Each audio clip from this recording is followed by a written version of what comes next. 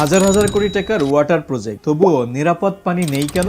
আমাদের দেশে হাজার হাজার কোটি টাকা খরচ করে public health, local government, department of public health engineering বা ডিপিএইচসি এবং বিভিন্ন লোকাল গভর্নমেন্ট প্রজেক্টের মাধ্যমে শত শত ওয়াটার ট্রিটমেন্ট প্লান্ট স্থাপন করা হয়েছে। কিন্তু প্রশ্ন হলো, মানুষ কি আজও নিরাপদ পানি পাচ্ছে?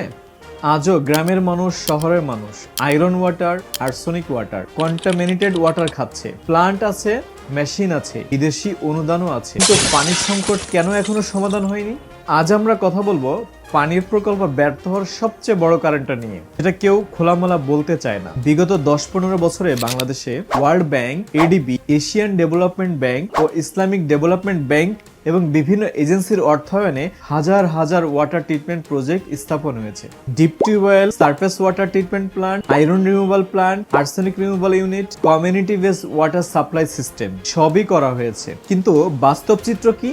অনেক প্লান্ট বন্ধ, অনেক প্লান্টে মিডিয়া নষ্ট, অনেক প্লান্টে অপারেটর নেই, অনেক জায়গায় ওয়াটার কোয়ালিটি টেস্ট করা হয় না, ফলে মানুষ আবার ফিরে যাচ্ছে পুরানো আনসেফ ওয়াটার সোর্সে।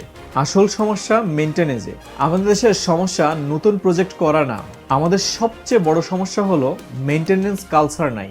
একটা ওয়াটার ট্রিটমেন্ট প্লান্ট বসানো হয়, রিবন কাটিং হয়, ছবি ওঠে, এরপর রেগুলার ব্যাকওয়াশ করা হয় না, মিডিয়া রিপ্লেসমেন্ট করা হয় না, কেমিক্যাল ডজিং ঠিকঠাক মতো করা হয় না, অপারেটর ট্রেন্ড করা হয় না, স্পেয়ার পার্টস নেই, মনিটরিং নেই, ফলে 6 মাস, 1 বছর, 2 বছরের মধ্যে পুরো সিস্টেম ডেড হয়ে যায়। একটা সত্য কথা, ওয়াটার ট্রিটমেন্ট প্লান্ট বসানো সহজ, কিন্তু মেইনটেনেন্স করা অনেক কঠিন।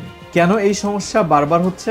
আমরা প্রজেক্ট করি, সলিউশন করি না। মেইনটেনেন্স বাজেট নাই, ক্যাপেক্স আছে, অপেক্স নাই। লোকাল ক্যাপাসিটি বিল্ড হয় না, লোকাল অপারেটরকে ট্রেনিং দেওয়া হয় না, কোয়ালিটি মনিটরিং সিস্টেম নাই। ওয়াটার কোয়ালিটি টেস্ট না হলে পানি সেফ কিনা কেউই জানে না। অ্যাকাউন্টেবিলিটি নাই, প্ল্যান্ট নষ্ট হলে কেউ দায় নেয় না। সমাধান কি হতে পারে? মেইনটেনেন্স ফার্স্ট ডিজাইন, প্রজেক্ট ডিজাইনের মেইনটেনেন্স প্ল্যান্ট থাকতে হবে, লোকাল অপারেটর ট্রেনিং থাকতে হবে, যাতে করে গ্রামের লোকেরা যেন প্ল্যান্ট চালাতে পারে। ম্যান্ডেটরি ওয়াটার টেস্টিং থাকতে হবে প্রতি মাসে এবং বছরে।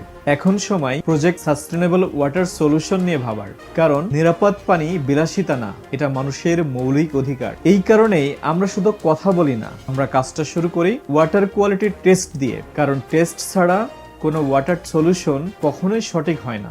আমাদের প্রতিষ্ঠান মিম ওয়াটার টেকনোলজি লিমিটেড দীর্ঘদিন ধরে কাজ করছে iron removal solution, arsenic removal system, surface water treatment plant, community water based water treatment plant. কিন্তু সবচেয়ে গুরুত্বপূর্ণ বিষয় হচ্ছে, আমরা আগে পানি দেখি, পানিতে কত ppm আয়রন আছে, আর্সেনিক আছে কিনা, টিডিএস কত, হার্ডনেস কত, ব্যাকটেরিয়া আছে কিনা।